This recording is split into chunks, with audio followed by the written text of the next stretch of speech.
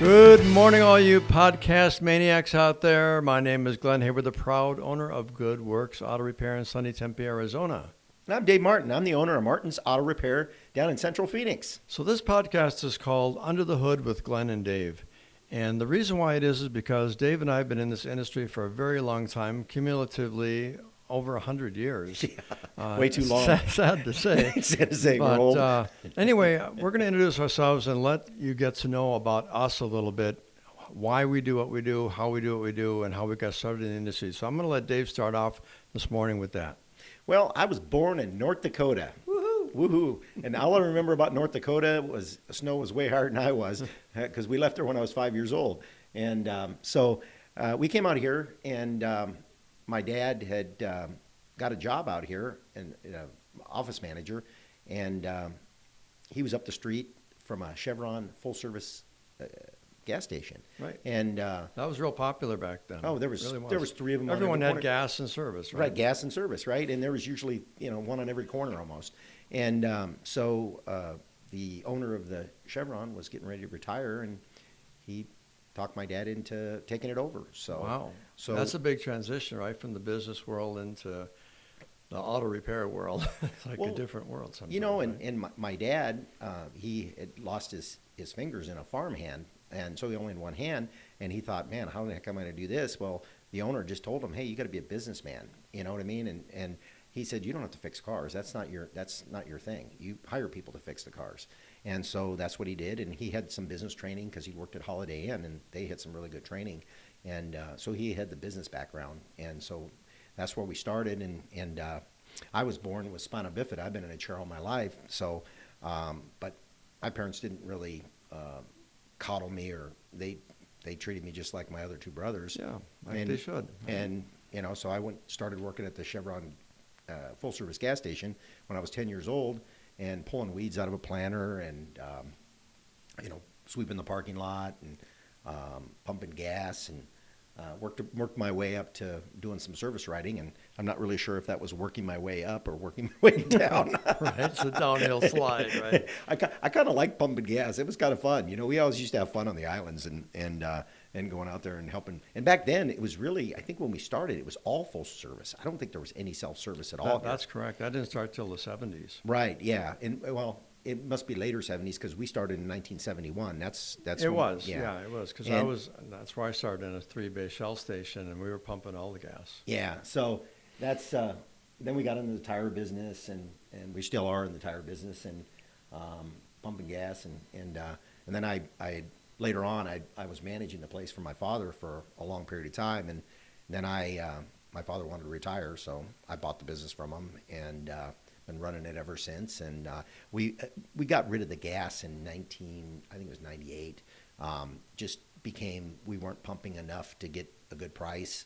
It just got to be really expensive, and it just wasn't worth keeping it. Let's put it that way. By the time your expenses of fixing the pumps, and then EPA kept changing the rules and wanting to make you do upgrades, and the upgrades were expensive. So we just really realized that it wasn't worth doing. Yeah, and I think the fuel providers want you to buy boatloads of gasoline because it's more profitable for them. So a lot of the small stations kind of ended up just saying, okay, we're just going to do service, right? Well, you got the big pumpers like Quick Trip and Circle K, and they got so many locations, and they're pumping so much fuel out of those things. Millions of gallons a day, probably, right? And the oil companies they always got a little bit better deal than we did, just because we were pumping like 50,000 at max, Sure. and being a small, pumper, it wasn't worth it. So, and we got a 6-bay garage down in Central Phoenix, and we actually moved up from the 20th Street in Osborne Chevron to 16th Street in Missouri, and we had a Texaco up there with a self-serve car wash right next door. And that self-serve car wash was kind of a pain because people had a lot of problems right. making it work. Anyway, and then they wanted to put an office building there so bad, so they just kept coming in, wanting to buy it. So my dad finally said, okay, he sold it, and then that's when we moved to our location now. We're at 16th Street in Clarendon, and that's right in between Osborne and Indian School Road.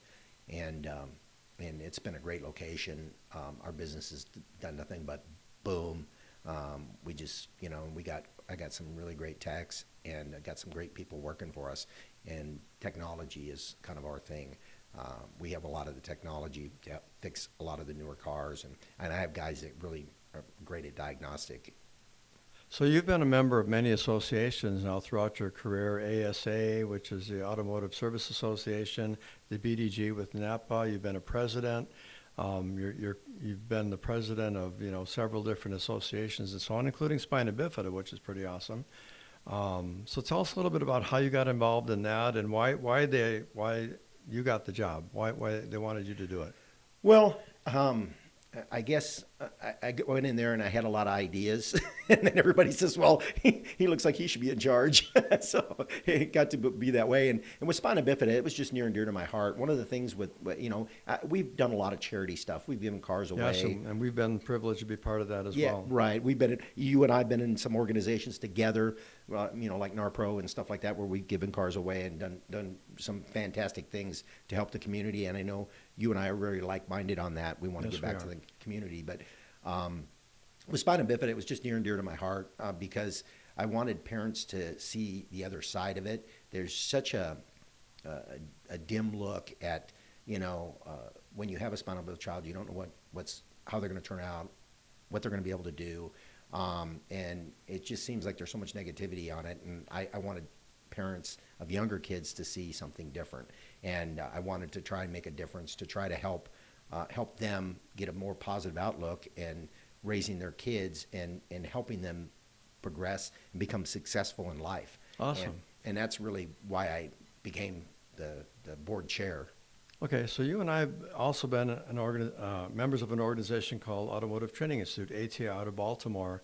And what made you want to join that, and how has that changed your whole viewpoint on being a businessman in the automotive service? Well, I think you were the one that got me. I dragged you into this. He's dragged me into, yeah, kicking and screaming, but I did it. And you know what? Really, it was one of those things that I had done things. Well, I'm kind of jaded because I've been in this industry so long, and you too. The thing of it is our old way of thinking had changed, and literally, you got to the point where we just come into work with our hair on fire, Mach 3, and go to work and work 90 hours a week and do all that stuff. And really, we didn't have a life. And you're not compensated or rewarded for all that time that you put in, and your managers and your techs and everything else like that, right? Right. I needed to learn a different way because, I kind of wanted a life. I didn't want to do that for the rest of my life. And it's just slow death is what it is. And ATI basically just gives you the tools to basically run your business in a totally different way. Your stress is a lot lower. Yeah, without being so much hands-on. Right. You're managing and guiding your staff and stuff to do the right thing, to make sure that you're following up with your customers and all the other things like that, which when you're in the bays working and humping all day, you really don't have time to do all of that stuff. Right, exactly. Not adequately. No, you ignore a lot of things that are really important to your business when you're basically in the base. Or you're not even aware of them.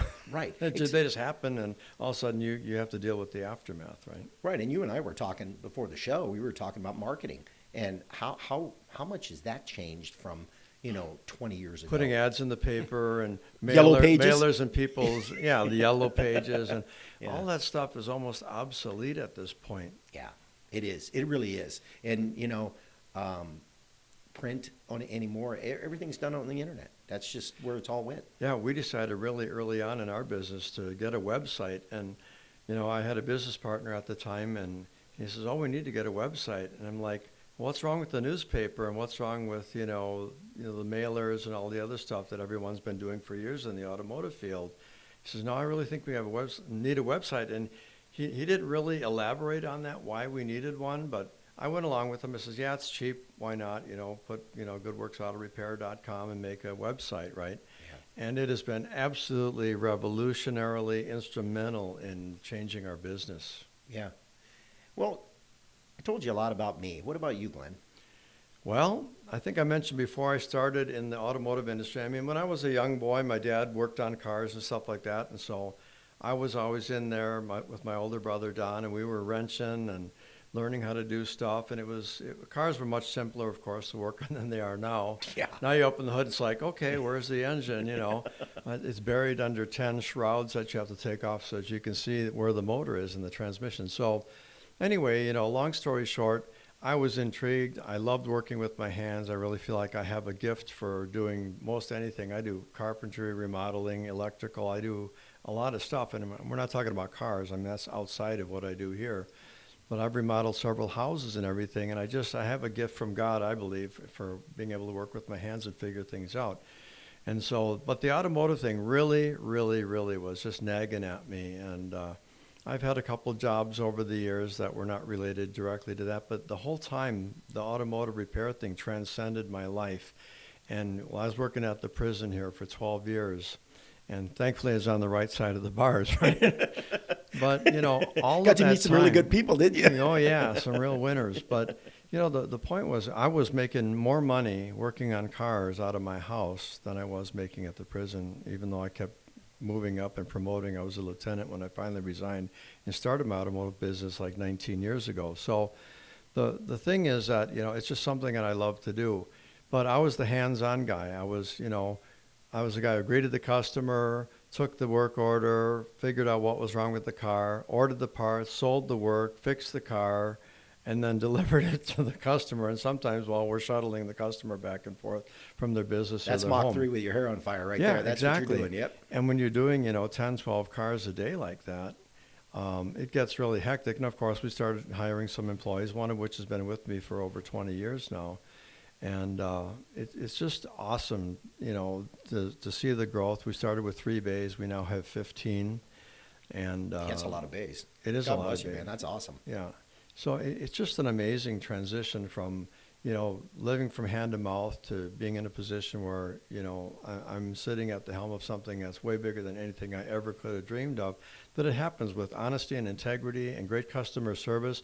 Those are the things that, we implement into our business every day, every minute. Do Honesty, the right thing integrity, for the right reason. Absolutely. Yep. And you end out on the winning side of things. So there's pictures of me up on the screen there singing. I do sing. I've been playing the drums since I was 4 years old. I started taking drum lessons. I'm now almost 67 years old, and I'm still playing the drums. I play in church. And when you were 4 years old, I don't think you were drumming. I think you were just beating on things and driving your mom crazy. I was taking lessons, though. Oh, were you? My mom actually found a drum teacher that would take on a 4-year-old, and I mean hyperactive 4-year-old, not just your average 4-year-old boy. I think your mom probably got tired of you beating on the pots and pans in the kitchen. That's pretty much. I started off on Tupperware. I'm not going to lie. My mom was a Tupperware demonstrator. I mean, she had 5 boys. My dad's mom lived with us, my grandmother, and my dad and my mom. We had 8 people living in a 900 square foot house in Milwaukee. That's where I grew up. And so times were tough. My dad was a milkman. One day the boss comes in and says, "We're moving to Chicago. Here's your last paycheck." My dad comes home almost in tears. He didn't have a job, and he had 8 mouths to feed, So he started, working at a couple different shops and doing some side jobs, doing things, whatever he could do to make ends meet. So I didn't grow up in a rich man's house and, decide what I'm going to do from an executive point of view.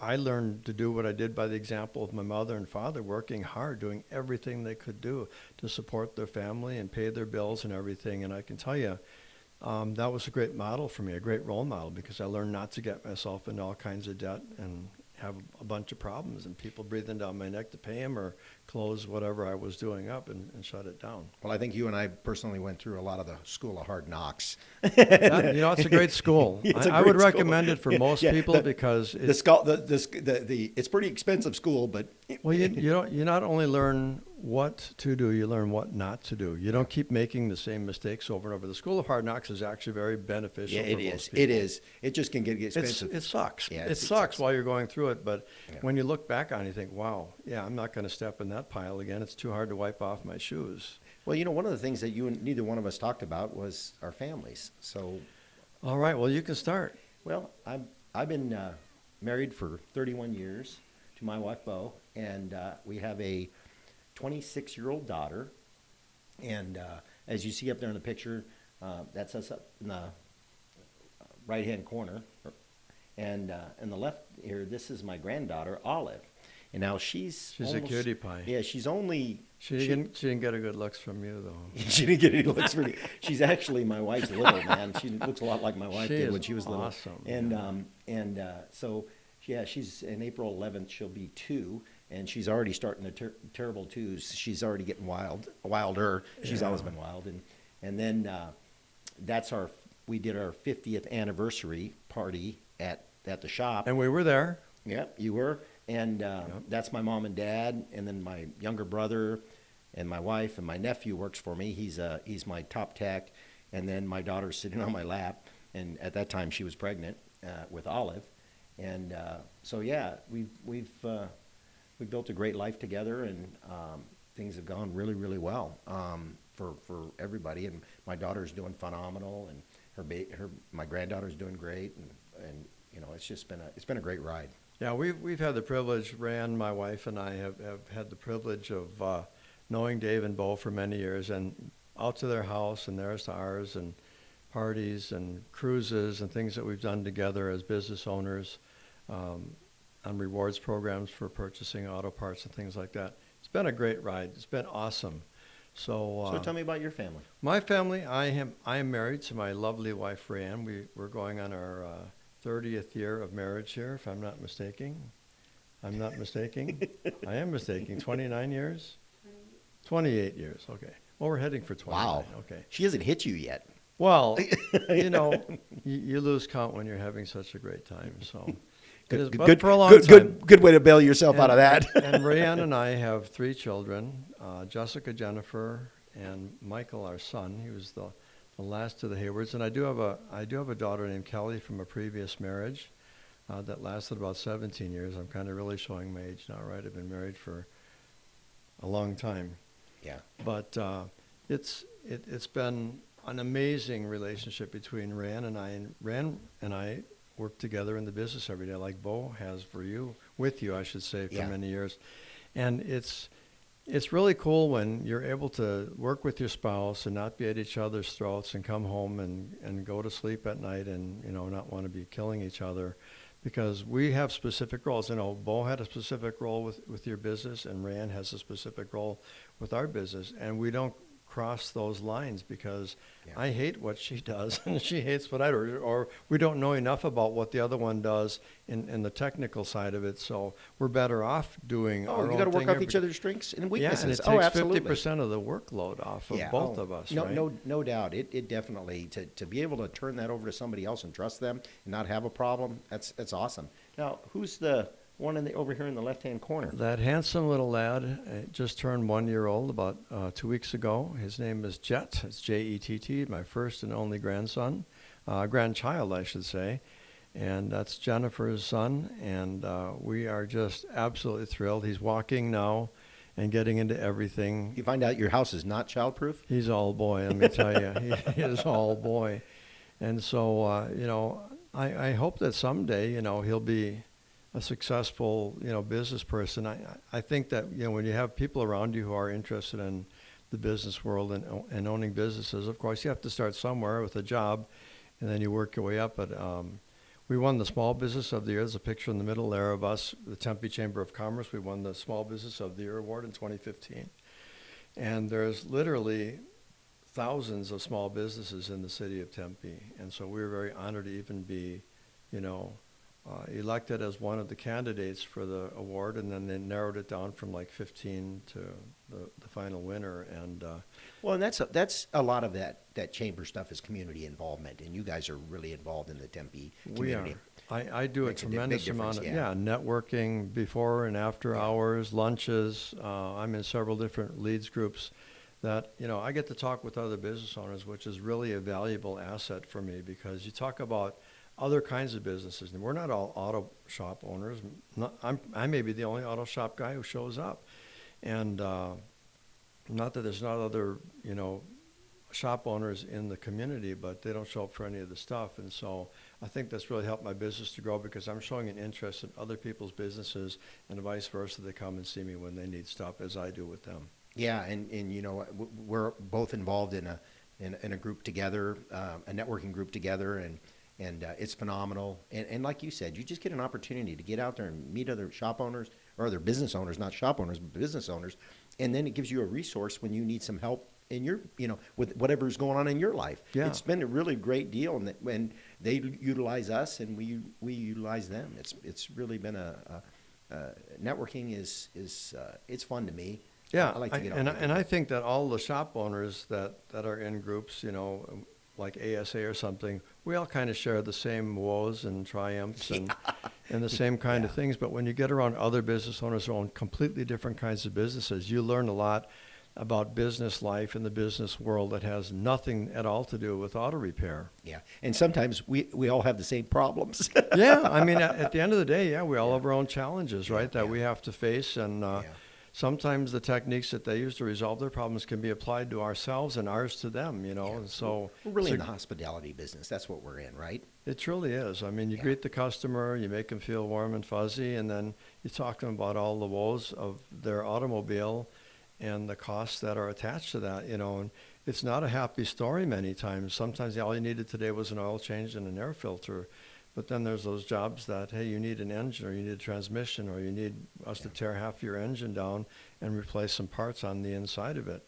And it's hard to keep a smile on your face and while you're feeling, if this happened to me, how would I feel? It's the compassion you have to have for the customer and get them to understand that, maybe it was their fault, maybe it wasn't their fault, but these things happen, or this is a pattern failure that happens with this particular vehicle, model, transmission, engine, whatever it is. And so they're kind of the victim of some engineer's madness. Well, and I think both of us feel the same way about this. I tell all my staff and team members, I tell them that fixing cars is a byproduct of what we really do. What we really do is we service customers and fix and help them solve some of their issues, and it happens to be with their car. In transportation, when their car's in the shop, they're not picking up their kids from soccer, football, baseball, whatever they're doing. They're not taking the family vacation because their car's broken down, and again, that's not a time where we want to take advantage of people. It's just we have to talk about the reality of the condition of their car and what needs to be done to make it right. Absolutely. And we advise and they decide, and that's just how we run our businesses.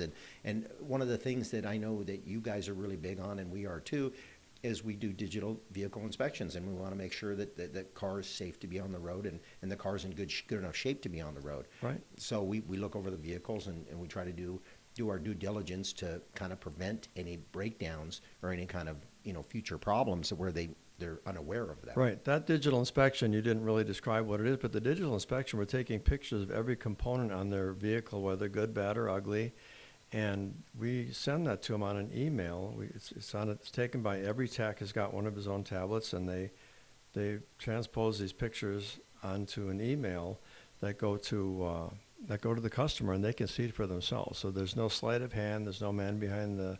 No, and it gives the no customer. Smoke and mirrors. It's no a man picture behind the curtain. It is. It's this is your car. This is what's wrong. And the best part about it is it's a visual thing, and we're all visual creatures. Let's face it. Yeah. And the thing of it is I can sit there and tell somebody on the phone something that they know nothing about, and they don't understand it. But when you see that picture, it's a great opportunity. It's a great way to show the client what we're exactly talking about, and it just makes the whole process so much better and so much easier. Yeah, I think 70 or 80 years ago, Eastman Kodak, which was a partnership of people who made cameras and film, they had a slogan that said, "A picture is worth 1,000 words." Yeah. And so we spend less time talking about things and more time showing people so that they can actually see what we're talking about. You start talking about camshafts and lifters, and people have no idea, And so when we show them a picture of what happened to their vehicle and what we need to do to repair it, it convinces them that A, we're telling the truth, B, it needs to be done, and C, that this is what we need to do to get your car back to. It's very transparent. Yeah, absolutely. And so it was really great. And I hope everybody out there in podcast land got to know us a little bit better and know our families a little bit better and what we're doing. And, we both ran businesses for a long period of time, and like you said earlier, it's been a great ride. Yeah, Dave and I go back about 18, 19 years as shop owners, and it's been awesome knowing him and You too, man. talking shop and talking family and partying and having fun. And so we want the audience out there to understand who we are and what we're doing while we move forward. And we are going to have a great time on this podcast. It's going to be awesome.